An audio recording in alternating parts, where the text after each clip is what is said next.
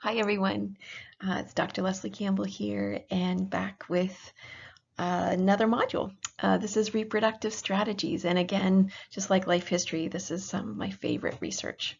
We spend a lot of time in our lab thinking about reproductive strategies in plants, but as you'll learn in this module, there are reproductive strategy researchers that study everything: bed mites, deer, louse, grouse, all of them. It's amazing.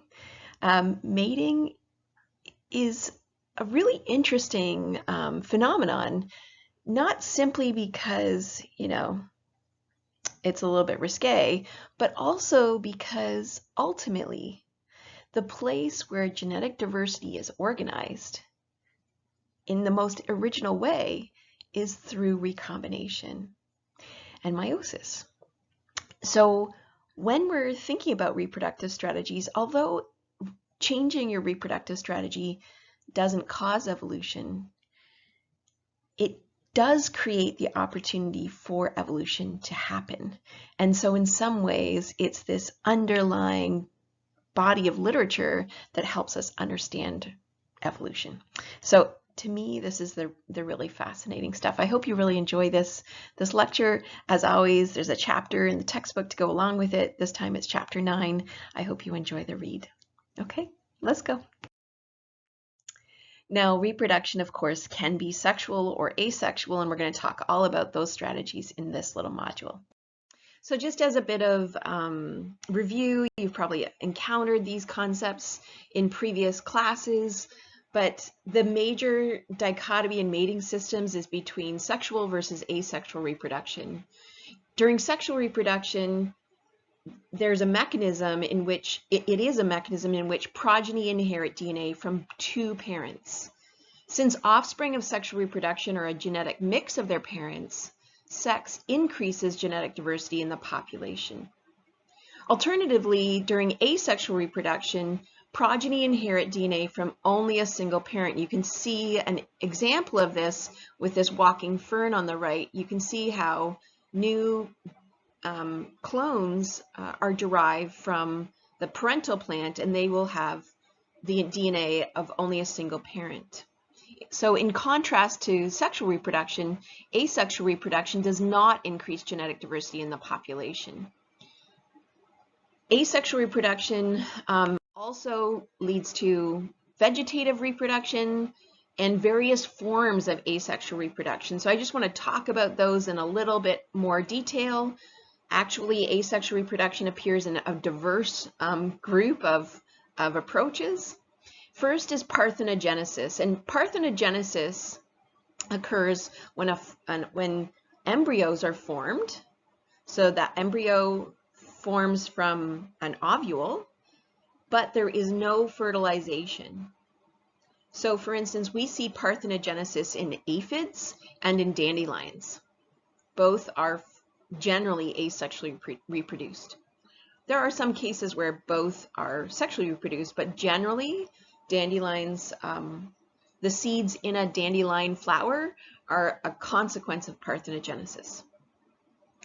This leads to the broader concept of vegetative reproduction, which is a form of asexual reproduction in which individuals are produced from non-sexual tissues of a parent. You can see vegetative reproduction lays in contrast to parthenogenesis, which actually is derived from sexual tissues of a parent. Now, vegetative reproduction can lead to the production of clones. Clones are individuals that have descended from one parent and bear the same genotype as that parent, so they're asexually produced. And finally, binary fission is basically the same as mitosis in eukaryotic cells. Binary fission occurs when there's reproduction through duplication of genes, followed by the division of cells into two identical cells. So here's an example of a fatherless boa constrictor. This organism was asexually reproduced, but was derived from parthenogenesis because it came from an ovule. All right, so the next thing that we want to talk about is, why does sex exist then? If vegetative reproduction or asexual reproduction is so easy, why on earth does sex exist? And another argument towards why sexual reproduction should not exist is the cost of sex, or the cost of meiosis. When we have asexual reproduction, essentially we have a single parent. We always term it a female because we think of females as directly producing offspring. I know that males can also produce offspring asexually, but this is the term that evolutionary biologists tend to use.